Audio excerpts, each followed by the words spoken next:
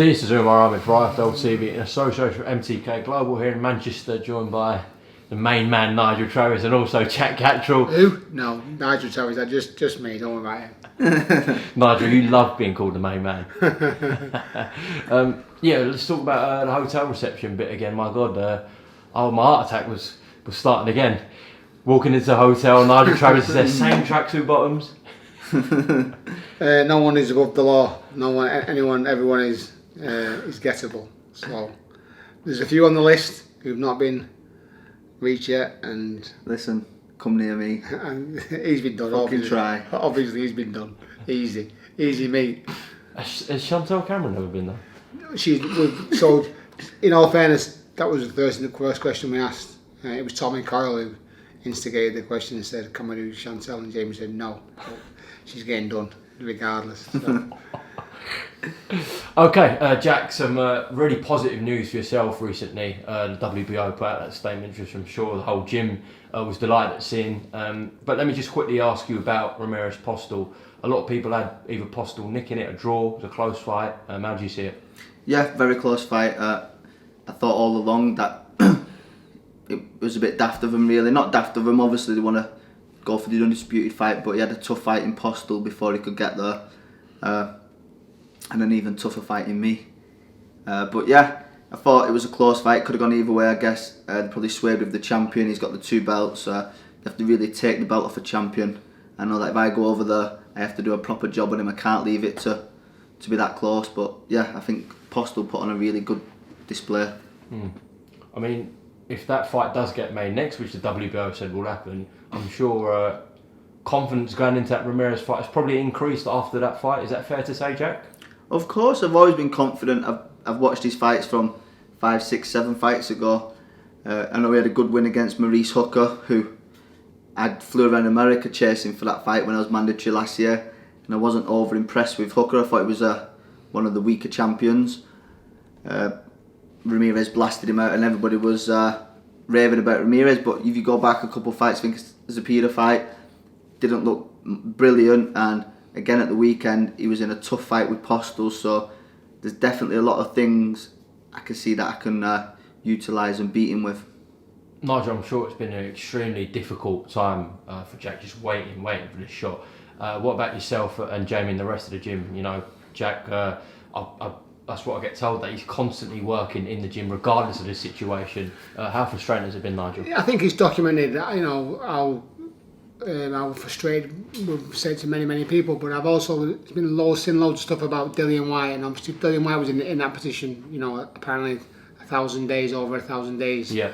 But the big difference is that Dillian White's been active and fighting, and I think earning good money. So people, you know, class them as the worst situation. I think Jack's been in an entirely different situation where he's, you know, trying to get him out, and no one will fight him. So it's a real tough one. But so we're elated that, you know, that it's actually finally happened. But no one deserves it more in my eyes. But obviously I'm saying that because he's my lad, and he's at our gym. But he's in the gym, you know, daily. It's not something you think you'd actually give him a bit of leeway for him to take his eye off the ball, but he genuinely hasn't, and that's played, you know, in our favour, the fact that he has been learning, you know, with doing things that maybe he's never done before, and he's trying different things, and just obviously with things in the back of his mind of potential opponents. You got potential opponents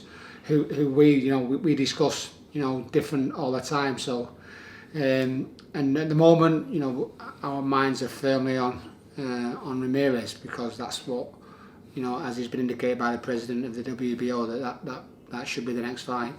But you also know that, you know, in boxing anything can happen, and so there are other people who may want to fight him. There's other potential fights that along the way. So, you know, he's that professional that, you know, we're thinking of maybe, and it's not, you know, taking anything for granted, but you're thinking of 2 or 3 fights and who he could fight.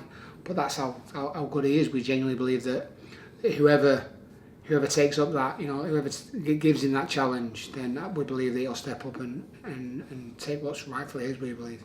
Jack, how comes you didn't scream and shout more about this situation over the past few months, loads of months. Obviously, Nigel mentioned Dylan White, and he's been very vocal, and rightly so, waiting so long. But how comes you didn't do a similar thing to Dylan? I think it was January last year I was made mandatory. It might have been just after that. Obviously I boxed last November in Dubai. But it was kind of the situation I was in. I was chasing Hooker for the fight. Hooker then was unifying with Ramirez, so I knew that I was second fiddle to that. Had to wait for that fight. Then I thought we're dead on to get it. Spoke to my managers, trainers, promoters. They're like, look, that fight's going to be next.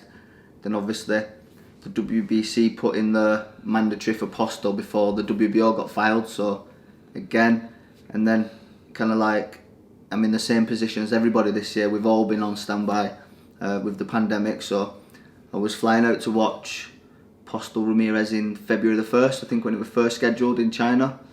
I was going to go over there and watch that, thinking by summertime I might be getting a crack at this. And then the fight's been delayed twice. It was scheduled for Fresno, California, somewhere else, and then finally it happened last weekend. So I know now's the time. I'm not one of them fighters to, I've earned my position. It's not like I have to scream and shout to I'm next. I've earned that position, so I can sit quite comfortably knowing it's going to happen. Okay. Have MTK given a time frame on this as well, when this Ramirez fight has to happen? So I believe the WBO have pushed now, saying they've got 20 days between our managers and promoters to come to a conclusion or an agreement of what's going to happen. I believe that it can play out in one of three ways, really. So it's kind of like next week, hopefully we'll have more clarification on what's going to happen. Could go to purse bids then if a deal isn't reached. Yeah, of course, they've already said that if nothing's come to conclusion next week, after the 20 days it will go to the purse bids. But I believe with MTK, Frank Warren, Top Rank, I think they're all on the same page. We know where that's, so hopefully I'm confident in that a deal can be struck before it goes to purse bids. What would it mean to yourself, obviously to Jack as well, but the whole gym, if Jack did get that shot next and won the world title, Nigel? I think it's not an uplifting thing of anything, but working with kids like this, you know, the likes of who we've got in the gym. You know, the gym's a pleasure to be around. It's definitely not a job, you know, and that's how we like to what we've created and how it's become. You know, the atmosphere in there is, you know, we know how hard these kids work, and we know how they put their bodies through. So for them to be doing it with a smile on their face, you know, makes it easier. Obviously, when you've got kids fighting for the world title, you know, it's a different level, and that's what they want. You know, obviously we want that as well, but that's what they want, and so everybody's really trying to catch up with the likes of, you know, of Carl Frampton. You know, the kids who are behind Jack are trying to catch up with Jack, and they want to be fighting, and they want to be mandatory. So they're all pushing each other on, and everyone, and I would expect everyone to be there when he does finally go for it, because they're all, you know, they're all like the kid, and the kid knows the kid's just an integral part of the team, and he's, you know, he's a pleasure to be around. But everyone else feels that and wants him to succeed, and they've seen what he can do, and I don't believe, and we certainly don't believe that anybody has seen what he can do, and again, I know Carl's been on record by saying it, that he very rarely stays around to watch sparring, but the only two people he's ever stayed to stick around to watch is Jack and maybe another potential opponent in Josh Taylor, because what they can do is, it seems, you know, beyond other people, and he hasn't shown that yet. You know, I think he's not settled, but you know, he's stayed in his lane as such, done what he's had to do to win and succeed, and never looked, you know, uncomfortable. But we believe he can go another level, if not another couple. Now, so far we spoke as if the situation will be that Ramirez will give you a shot straight away next. There is also another situation that could arise, and I'll ask your take on this. Spoke to Josh Taylor, as you know, and Top Rank are looking to make that undisputed fight and potentially offer you a chunk of money to just wait, and then also give you a guaranteed shot at the winner. Just your take on that potential situation, Jack. Of course, yeah, that was, like I said before, it could be one of the three options, how it plays out. So, I mean, one of the options was obviously taking a step aside when you're getting a shot at the title, which I believe whoever does become undisputed would more than likely vacate and move up to 147, so you'd be looking at a vacant title. But I mean, like Nigel said, I've boxed a lot of domestic fights and I beat a lot of domestic opponents quite comfortably. I've probably not shown what I can really do. I think these big world title fights that get me excited will show the best of me. So I mean, I just want to push on for these big fights to show what I can really do and test myself against the top names. I mean, there's a lot of good fights out there now, so hopefully if it's not Ramirez, it can be somebody worthy of the world title fights. But in an ideal situation, you just get that shot at Ramirez next, right? Of course, it's a business. I've got to think about my future. Ramirez obviously is a fight that I've been chasing down, but if it makes sense to wait another maybe 6 months and then possibly get a shot then, be more financially stable, and I can build my own legacy from that, build up to my own unification fights. Okay, we'll see how the situation develops, but I think whether you got to wait a little bit more and get a guaranteed shot to win, or whether you get Ramirez next, you are fighting for a world title very, very soon. So that's the most important thing, Jack. Of course, yeah, it'd be a nice end to the year. I mean, there's been a lot of fighters inactive this year. I was fortunate to get out at the end of last year.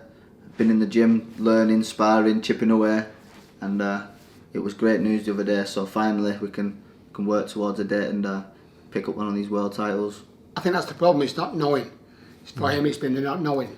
You know, if someone said you've got to fight here, then that'd be the ideal situation. But because of what's gone on in the pandemic, and it's the same for everybody. So the kid understands that. That's why he's not shouting and screaming. Although maybe some people will be shouting and screaming. Me, one of those, maybe shouting and screaming and get people talking about you. But it's the not knowing. And now, really, there's a bit more. It's a bit more solid. It's not a rumour. When they're talking that it's going to happen or it's going to be ordered, and obviously, the management are going to push him in a certain direction. But whether people, vacate, step up, whatever they do, then at least they know now, and we know it's certain and it's a positive, and he's going to kick ass. Well, on that note, we'll end it there. Nigel, Travis, Jack Catterall, thank you very much for talking to IFL TV, and if you could go and grab Jamie Nakib for me and send him in the hot seats, that would be very nice. Thank you very much, lads. Thank you, Emma.